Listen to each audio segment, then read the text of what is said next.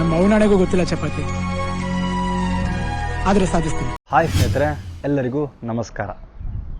ನೋಡ್ರಿ, ಬಹಳ ನನ್ನ ಸ್ನೇಹಿತರು ಏನು ಕೇಳ್ತಿದ್ರು ಅಂದರೆ ನೋಟಿಫಿಕೇಶನ್ ಯಾವಾಗ ಆಗುತ್ತೆ ಅಂತ ಕೇಳ್ತಿದ್ರು. ಸೊ ನೋಟಿಫಿಕೇಶನ್ ಯಾವಾಗ ಆಗುತ್ತೆ ಅಂತ ನನಗೂ ಕೂಡ ಗೊತ್ತಿಲ್ಲ. ಆದರೆ ಸಂಭವ್ಯ ಏನ್ರಿ, ಇನ್ನೊಂದು ಈ ಒಂದು ಒಳ ಮೀಸಲಾತಿ ಪ್ರಕ್ರಿಯೆ ಮುಗಿದ ತಕ್ಷಣ ನೋಟಿಫಿಕೇಶನ್ ಆಗ್ತಾವು. ಸರಿ ಸುಮಾರು ನಮಗೆ 25,000 ಹುದ್ದೆಗಳು ನಮಗಾಗಿ ವೇಟ್ ಮಾಡ್ತಾ ಇದಾವೆ. ಯಾರಿಗೋಸ್ಕರ ವೇಟ್ ಮಾಡ್ತದವು? ನಮಗಾಗಿ ವೇಟ್ ಮಾಡ್ತಿದ್ದವು. ನಾವು ಅದಕ್ಕೆ ವೇಟ್ ಮಾಡೋದು ಯಾವುದು ಕೂಡ ತಪ್ಪಿಲ್ಲ ಅಂತ ಅಂದ್ಕೊಳ್ತೀನಿ ನಾನು. ಓಕೆನಾ? ನಾನು ಹೇಳಿದ ಅರ್ಥ ಅಂದ್ಕೊಳ್ತೀನಿ. ಯಾಕೆ ನಾ ಈ ಮಾತು ಹೇಳಕ್ಕೆ ಬಂದಿದ್ದೀನಪ್ಪ ಅಂದ್ರೆ, ನೋಡ್ರಿ, ಒಬ್ಬ ಕಾಂಪಿಟೇಟಿವ್ ಎಕ್ಸಾಮ್ ಫೇಸ್ ಮಾಡೋನು ನೋಟಿಫಿಕೇಶನ್ಗೋಸ್ಕರ ಯಾವತ್ತೂ ವೇಟ್ ಮಾಡಬಾರ್ದ್ರಿ. ನೋಟಿಫಿಕೇಶನ್ ನೋಡ್ರಿ, ಇವತ್ತಲ್ಲ ನಾಳೆ ಆಗೇ ಆಗುತ್ತೆ. ಅದು ನಮಗೂ ಗೊತ್ತು, ನಿಮಗೂ ಗೊತ್ತು. ನೋಟಿಫಿಕೇಶನ್ ಆದಮೇಲೆ ಆ ಒಂದು ಪೋಸ್ಟ್ನ ತೆಗೆದುಕೊಳ್ಳುವಂತಹ ಸಾಮರ್ಥ್ಯ ನನಗಿದೆನಾ? ಆ ಎಕ್ಸಾಮ್ನ ನಾನು ಪಾಸ್ ಮಾಡ್ತೀನಾ? ಅದರಲ್ಲಿರೋ ಸಿಲೆಬಸ್ ಎಷ್ಟಿದೆ? ಅದರಲ್ಲಿರೋ ಸಿಲೆಬಸ್ನ ಎಷ್ಟು ನಾನು ಓದಿದ್ದೀನಿ? ಎಷ್ಟು ಟಾಪಿಕ್ನ ನಾನು ಕವರ್ ಮಾಡಿದ್ದೀನಿ? ಹೌದಲ್ರಿ? ನನಗೆ ಟಫ್ ಇರೋ ಟಾಪಿಕ್ ಯಾವುದು? ಜಸ್ಟ್ ಒಂದು 5 ನಿಮಿಷ ಥಿಂಕ್ ಮಾಡ್ರಿ ನೋಡಮ್ಮ. ಮಾಡಿದ್ರಾ? ನನ್ನ ಹಿಡಿದು ಕೂಡ ಇಲ್ಲಿ ಸರಿಯಾಗಿ ನಾವು ಸಿಲೆಬಸ್ನ 100% ಕವರ್ ಮಾಡೋಕ್ಕೆ ಚಾನ್ಸೇ ಇಲ್ಲ. ಮತ್ತು ಏನು ಹೇಳ್ತೀವಿ ನಾವು? ನೋಟಿಫಿಕೇಶನ್ ಆಗಬೇಕು, ನಾವು ಓದಬೇಕು. ನೋಟಿಫಿಕೇಶನ್ ಆಗಬೇಕು, ನಾವು ಓದಬೇಕು. ನೋಡ್ರಿ, ನೋಟಿಫಿಕೇಶನ್ ಅಂದ್ಬಿಟ್ರಿ ಆದಮೇಲೆ ಜಾಬ್ ಆಗದೆ ಹೋದ್ರೆ ಏನು ಮಾಡ್ತೀರಿ? ಏನು ಮಾಡ್ತೀರಾ ನೀವು? ಬಿಡ್ರಿ, ಜಾಬ್ ಆಗೋದು ಬಿಡೋದು ಸೆಕೆಂಡ್ರಿ. ಅದು ನೀವು ಓದಕ್ಕಂತನ ಬಂದಮೇಲೆ ಓದಕ್ಕೋಸ್ಕರನೇ ಎಲ್ಲದೂ ಕೂಡ ತ್ಯಾಗ ಮಾಡಿದ್ಮೇಲೆ ಈ ನೋಟಿಫಿಕೇಶನ್ಗೋಸ್ಕರ ಯಾಕೆ ವೇಟ್ ಮಾಡ್ತಾ ಇದ್ದೀರ ಅಂತ ನನ್ನ ಕ್ವಶನ್. ಹೌದ್ರಿ, ಈ ಫೀಲ್ಡಲ್ಲಿ ಇದ್ದಾಗ ನಮ್ಗೆ ಅನಿಸುತ್ತೆ, ಇನ್ನು ಯಾವಾಗಪ್ಪ ನೋಟಿಫಿಕೇಶನ್ನು? ಯಾವಾಗ ಇಲ್ಲಿ ಜವಾಬ್ದಾರಿಗಳ ಸಂಖ್ಯೆ ಹೆಚ್ಚಾದಂತೆಲ್ಲ ನಮಗೆ ₹1 ಕೂಡ ಇರಲ್ಲ ಕೆಲವೊಂದು ಟೈಮಲ್ಲಿ ಖರ್ಚು ಮಾಡೋದಕ್ಕೋಸ್ಕರ. ಆ ಪರಿಸ್ಥಿತಿ ಬರ್ತಂದ್ರಪ್ಪ ಅಂದ್ರೆ ಒಂದು ಹೊತ್ತಿನ ಊಟಕ್ಕೂ ಕೂಡ ನಾವು ಸಫರ್ ಮಾಡುವಂಥ ಪರಿಸ್ಥಿತಿ ನಮಗೆ ಈ ಒಂದು ಕಾಂಪಿಟೇಟಿವ್ ಫೀಲ್ಡಲ್ಲಿ ಬರುತ್ತೆ. ಎಸ್, ಐ ನೋ, ಆ ಒಂದು ಎಲ್ಲನೂ ನಾನು ಫೇಸ್ ಮಾಡಿದ್ದೀನಿ, ಇಲ್ಲ ಅಂತ ಹೇಳ್ತಿಲ್ಲ. ಸೊ ನೋಟಿಫಿಕೇಶನ್ ಆದರೆ ನಮಗೂ ಸ್ವಲ್ಪ ಓದೋಕ್ಕೆ ಮೋಟಿವೇಟ್ ಆಗುತ್ತೆ. ಸ್ವಲ್ಪ ಸಿಲೆಬಸ್ನ ಸ್ವಲ್ಪ ಚೆನ್ನಾಗಿ ಇನ್ನೂ ಮೋಟಿವೇಟ್ ಆಗಿ ಓದಬಹುದು ಅಂತಂದೇಳಿ ಆ ಒಂದು ಸಣ್ಣ ಆಸೆ ಮುಖಾಂತರ ನಾವು ನೋಟಿಫಿಕೇಶನ್ಗೋಸ್ಕರ ವೇಟ್ ಮಾಡ್ತೀವಿ. ಹೌದು, ನೋಟಿಫಿಕೇಶನ್ ಇಂದಲ್ಲ ನಾಳೆ ಆದ್ರಪ್ಪ ಅಂದ್ರೆ ನೀವು ಕಣ್ಣು ಮುಚ್ಚಿ ಜಾಬ್ ಮಾಡ್ಕೋಬೇಕು. ಆ ರೀತಿಯಾಗಿ ನಿಮ್ಮ ಸ್ಟಡಿ ಇರಲಿ. ನೋಟಿಫಿಕೇಶನ್ ಯಾವಾಗ ಆಗ್ತಂದ್ರಪ್ಪ ಅಂದ್ರೆ ಸರಿ ಸುಮಾರು 16,000 ಟೀಚರ್ ಪೋಸ್ಟ್ ಅದಾವ್ರಿ. ಯಾರ್ಯಾರು TET ಅಥವಾ ಟೆಟ್ನ ಯಾರು ಕ್ಲಿಯರ್ ಮಾಡಿಕೊಂಡು B.Ed ಮಾಡಿ TET ಕ್ಲಿಯರ್ ಮಾಡಿ ಯಾರು ಬಕಪಕ್ಷಿಯಂತೆ ಕಾಯ್ತಾ ಇದ್ದಾರೆ ನೋಡ್ರಿ, ಅವರಿಗೆ ಇದು ಸುವರ್ಣಾವಕಾಶ. ಎಸ್ಪೆಷಲಿ ಹೆಣ್ಮಕ್ಳಿಗೆ ಅಥವಾ ಮಹಿಳೆಯರಿಗೆ ಅವರು ಯಾವುದೇ ಕಾರಣಕ್ಕೂ ಈ ಒಂದು ಚಾನ್ಸ್ನ ಮಿಸ್ ಮಾಡ್ಕೋಬೇಡ್ರಿ. ಯಾಕಂದ್ರಪ್ಪ ಅಂದ್ರೆ ಗಂಡ್ಮಕ್ಳು ಬೇರೆ ಯಾವುದೋ ಪ್ರೈವೇಟೆಲ್ಲ ಆಯಿತು, ಏನೋ ಆಯಿತು, ಇನ್ನೊಂದು ಜಾಬ್ ಮಾಡಿ ತಮ್ಮ ಲೈಫ್ನ ಲೀಡ್ ಮಾಡ್ತಾರೆ. ಆದರೆ ನೀವು ಮಹಿಳೆಯರು ಕಂಪಲ್ಸರಿಯಾಗಿ ಒಂದು ಜಾಬ್ ತೊಗೊಂಡಾಗ ಮಾತ್ರ ನಿಮಗೆ ಒಂದು ಬೆಲೆ ಇರುತ್ತೆ. ಇದ್ರ ಬಗ್ಗೆ ನಾನು ನೆಕ್ಸ್ಟ್ ಮಾತಾಡ್ತೀನಿ. ಇವಾಗ ನೋಟಿಫಿಕೇಶನ್ ಅಷ್ಟೇ, ಓಕೆನಾ?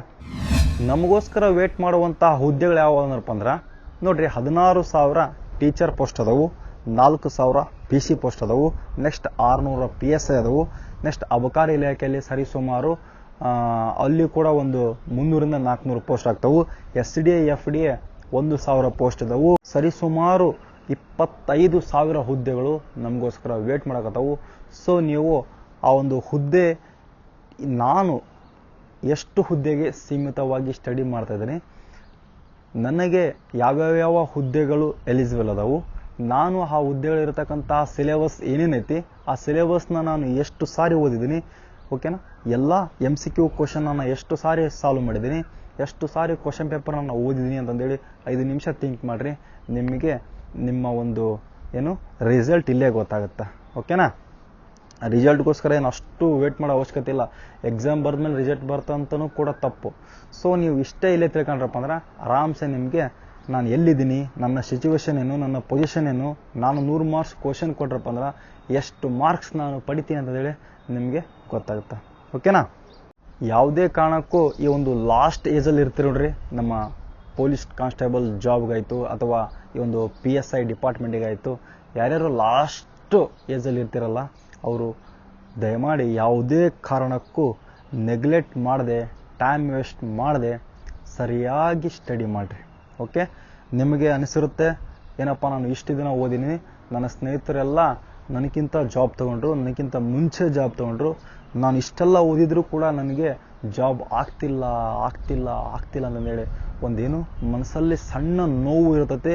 ಸಾಕಪ್ಪ ಈ ಕಾಂಪಿಟೇಟಿವ್ ಸವಾಸ ಅಂತಂದೇಳಿ ಎಷ್ಟೋ ಸಾರಿ ಅಂದ್ಕೊಂಡಿದ್ದು ಉಂಟು. ಬ್ಯಾಗ್ ಪ್ಯಾಕ್ ಮಾಡಿ ಮನೆಗೆ ಹೋಗಿ 15 ದಿನ 20 ದಿನ 1 ತಿಂಗಳ ಇದ್ದು ಮತ್ತೆ ವಾಪಸ್ ರಿಟರ್ನು ಅದೇ ಟ್ರ್ಯಾಕಿಗೆ ಬಂದಿದ್ದು ಉಂಟು. ಓಕೆ, ಇರಲಿ, ಅದು ಏನಾಗುತ್ತೋ ಆಗಲಿ. ನಾವು ಯಾವುದೇ ಕಾರಣಕ್ಕೂ ನಮ್ಮಿಂದ ಆಗಲ್ಲ ಅಂತಂದೇಳಿ ಥಿಂಕ್ ಮಾಡೋದೇ ಬೇಡ. ಓಕೆ, ಲಾಸ್ಟ್ ನಮ್ಮನ್ನಾರ ಬಿಡುತ್ತಲ್ರಿ ಅದು. ಎಕ್ಸಾಮ್ ಆಗದೆ ಹೋದ್ರಪ್ಪ ನಮ್ಮನ್ನಾರ ಬಿಡ್ತಾ ಇಲ್ಲ. ನಮಗೆ ಏನು ಅನ್ನಿಸ್ಬಾರ್ದಂದ್ರೆ ಎಂಡ್ ಆಫ್ ದಿ ಡೇ ಅಥವಾ ಎಂಡ್ ಆಫ್ ದಿ ನಮ್ಮ ಲೈಫಲ್ಲಿ ನಾನು ಸರಿಯಾಗಿ ಓದಲಿಲ್ಲ, ಇನ್ನೊಂದು ಸಾರಿ ಟ್ರೈ ಮಾಡಬೇಕಿತ್ತು. 100% ನೀವು ಡೆಡಿಕೇಶನ್ ಈ ಒಂದು ಫೀಲ್ಡ್ಗೆ ಕೊಟ್ಟಿಲ್ಲ ಅಂತ ಅರ್ಥ.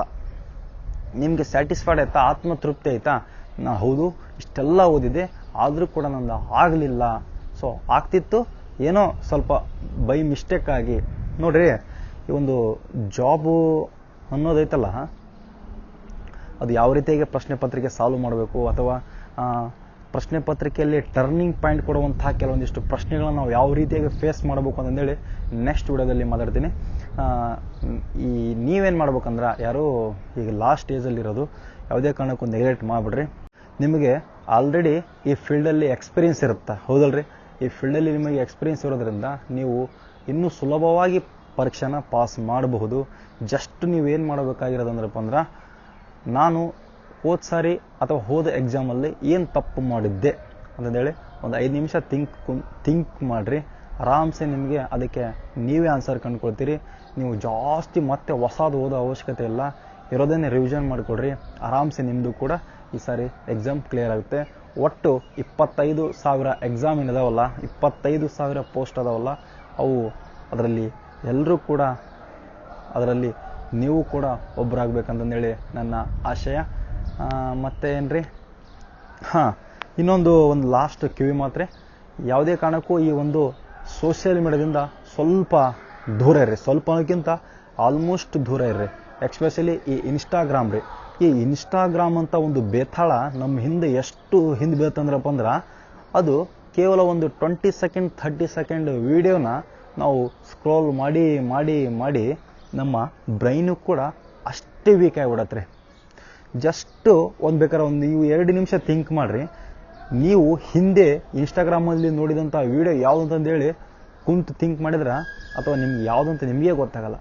ಅಷ್ಟು ನಮ್ಮ ಒಂದು ಬ್ರೈನ್ ವೀಕ್ ಮಾಡೋಕ್ಕೆ ಸ್ಟಾರ್ಟ್ ಮಾಡೈತ್ರಿ, ಹೌದಲ್ರಿ?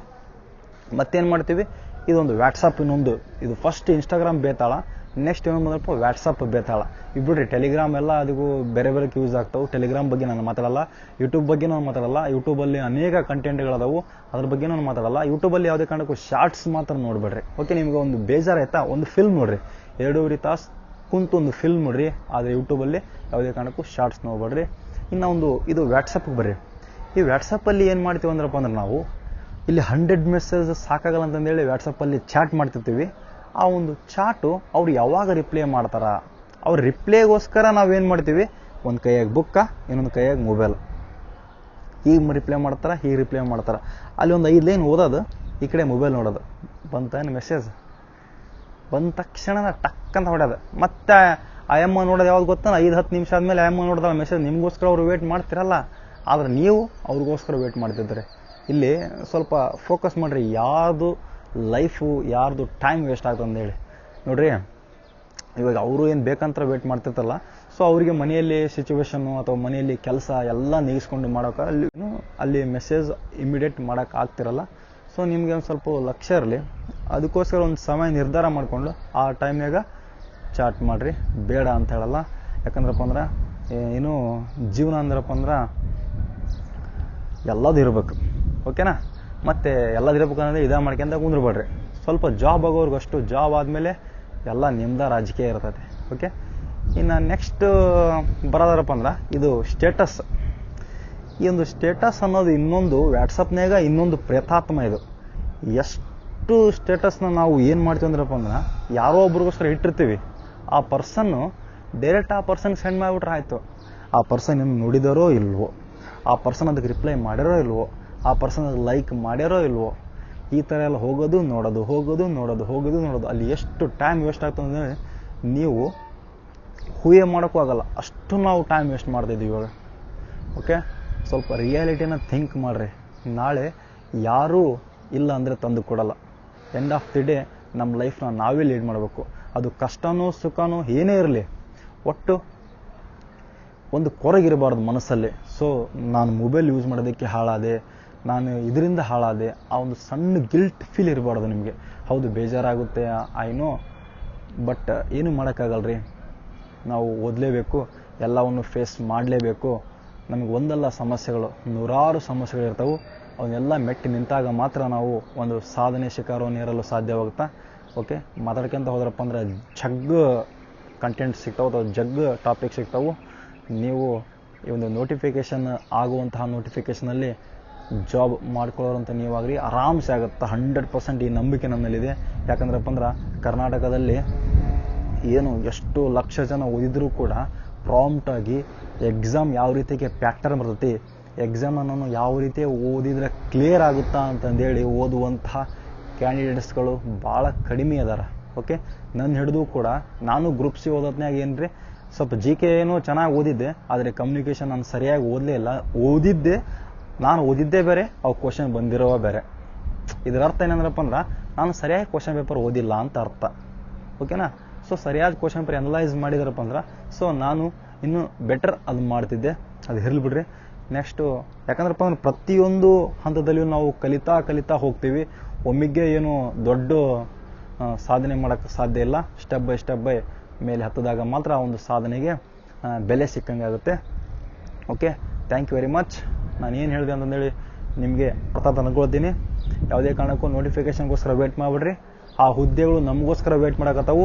ಸೊ ನಾವು ಆ ಹುದ್ದೆಗೋಸ್ಕರ ವೇಟ್ ಮಾಡಮ್ರಿ. ಅದೇನೇ ಆಗಲಿ ಆ ಹುದ್ದೆಯನ್ನು ಪಡೆದೇ ತೀರಮ್ರಿ. Okay, Jai Hind, Jai Karnataka. Okay, wish you all the best. ಚೆನ್ನಾಗಿ ಹೋದ್ರಿ. ಓಕೆ, ಯಾವಂದೇ ಆಗಿರ್ಲಿ ಅನ್ಸೋರ್ ನಾವಾಗಿರ್ಬೇಕು.